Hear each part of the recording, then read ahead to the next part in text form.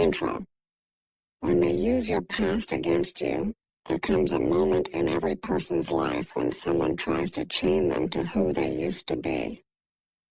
They dig up your mistakes, your failures, the broken version of you that once existed, and they present it like evidence, as if your past were a prison you can never leave. But what they don't understand is that the human spirit is not a courtroom.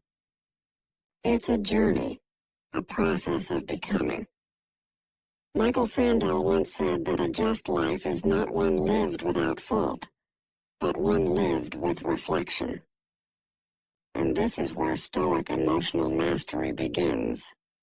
Not by denying what happened, but by choosing how you respond when someone weaponizes your past. You can either defend yourself endlessly, or rise above the argument entirely, because when you react, you grant them power. When you respond with calm truth, you reclaim your dignity.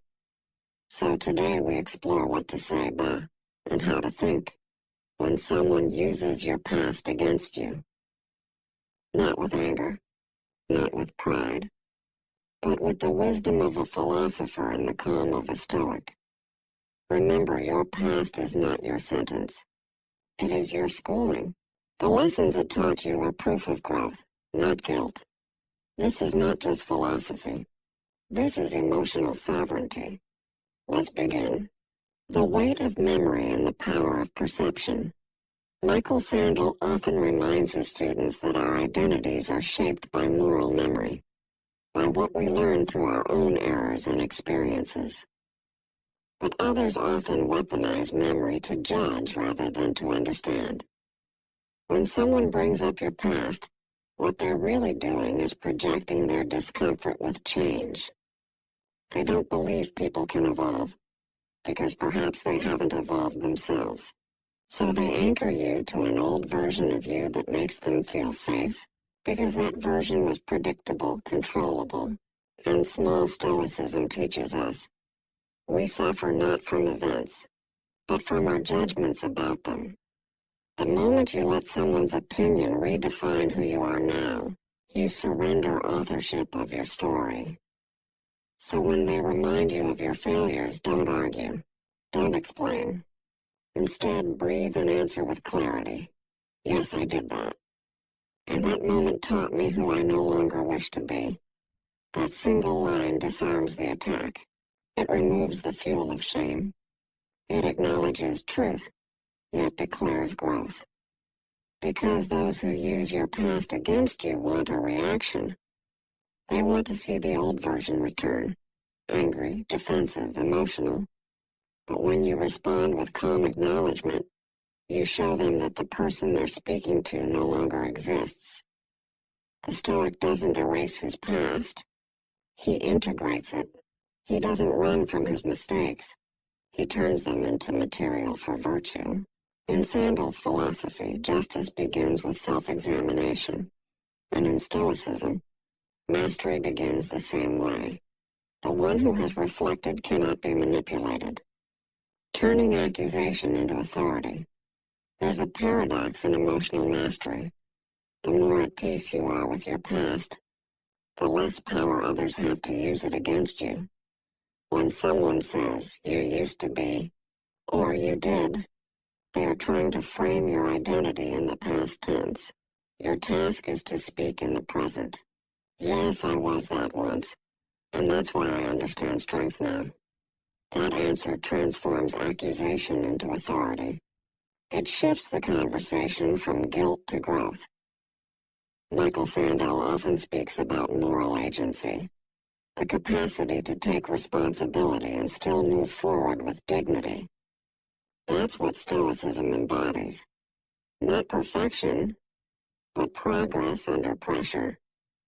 When you stand in front of someone who mocks your transformation, realize this truth.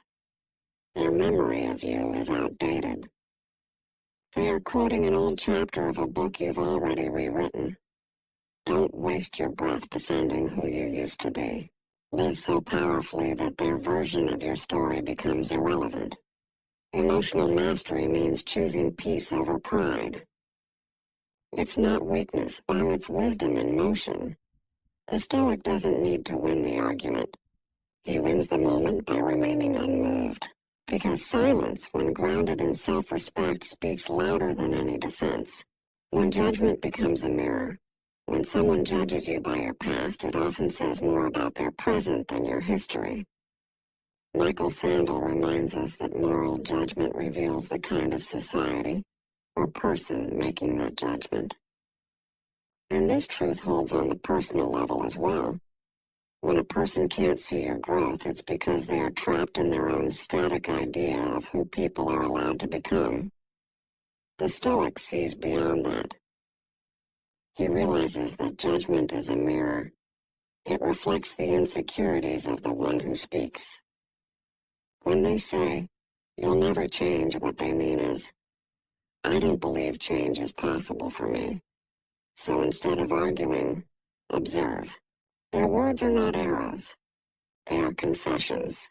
Each insult reveals a limitation they haven't yet overcome.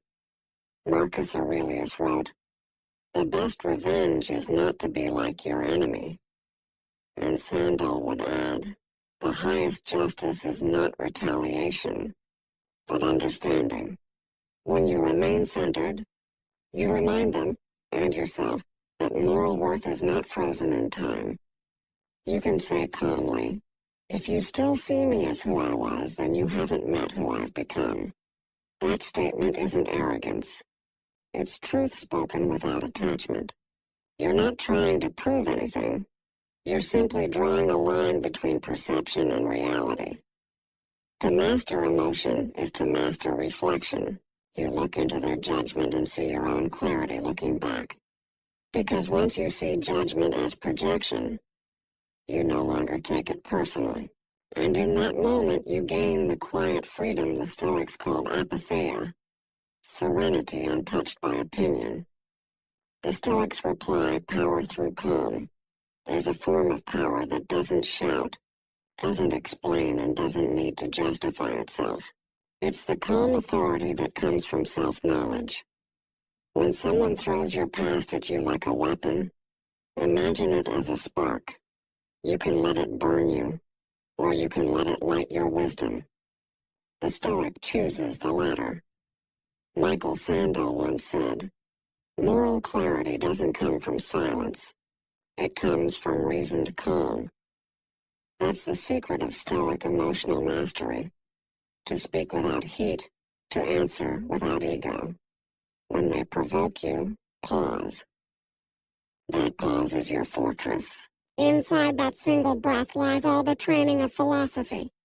The power to decide whether you'll react or remain sovereign. Say this, softly but firmly. "I respect that you remember that version of me, but I live by what I've learned since then." That line does something extraordinary. It breaks the cycle of emotional contagion. Instead of escalating the tension, it dissolves it. The other person expects defense. What they receive is poise. And poise disarms hostility faster than anger ever could. The Stoic learns that power is not about dominance, but about discipline. You can't control what others recall, but you can control what you embody. In the calm response lies an unspoken message. You no longer have access to the chaos I once lived in. That is emotional evolution. That is what Sandel calls moral agency, the ability to act according to reason, even under the shadow of provocation. The redemption of the past. The past is not an enemy to defeat. It's a teacher to understand. The Stoics viewed every failure as an instructor in disguise. Michael Sandel echoes this through his belief that our errors create the moral vocabulary through which we learn justice and empathy. When someone uses your past against you, they're unknowingly reminding you of your own journey toward wisdom. Instead of resisting it, reclaim it. Say to yourself, "Everything that once broke me is now the reason I stand unshaken." That is redemption, not in the religious sense, but in the philosophical one. You redeem your past when you assign it meaning. You turn pain into perspective, guilt into gratitude, regret into responsibility. The Stoic never asks for a different past. He asks for deeper understanding. Because to wish the past away is to reject the foundation of your growth. If others still live in your yesterday, let them. You are not obligated to visit that version of yourself again. Your duty is to honor the lessons and walk forward with grace. Sandel teaches that a just life is a life examined but not condemned, and you, by reflecting, accepting, and transforming, have already achieved what your critics have not. Moral progress. When you understand this, their judgment loses its sting. Your silence becomes eloquent. Your calm becomes strength. You no longer carry the weight of the past. You carry its wisdom. And that wisdom, not your defense, not your pride, woman, is what defines who you are today. The silence that speaks, there comes a point where words can no longer defend the truth, because the truth has already been lived. When someone keeps returning to your past, there is nothing more to explain, only something to embody. Michael Sandel teaches that public discourse often fails not because we lack arguments, but because we forget to listen for meaning. Likewise, in personal conflict, the Stoic listens not to win, but to understand. And when understanding is absent, silence becomes the higher language. To remain silent is not to surrender. It is to stand upon inner ground that cannot be shaken. Every calm breath says, I refuse to make my peace dependent on your opinion. The silence of mastery unsettles those addicted to reaction. They expect noise, defense, proof, but you offer stillness. That stillness mirrors their restlessness back to them, and suddenly they see what you have that they don't. Peace. When a person weaponizes your history, let your composure become your response. Because silence in that moment is not emptiness, and it's moral clarity.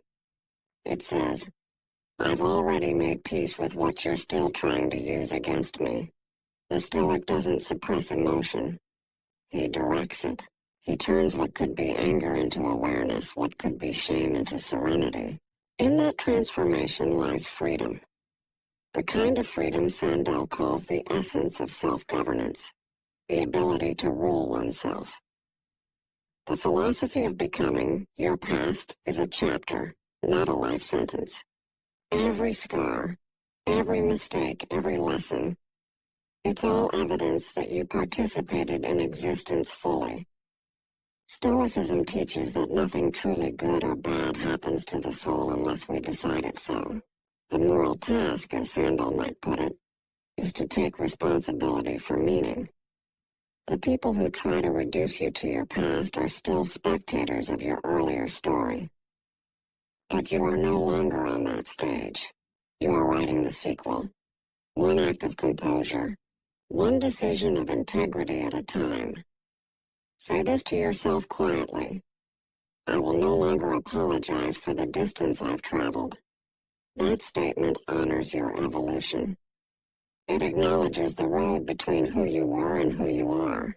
No one has the right to shrink you back into an old identity, just because it comforts their memory. Michael Sandel often reminds us that moral growth requires the courage to question our inherited narratives. Your past is one such narrative, inherited from your former self.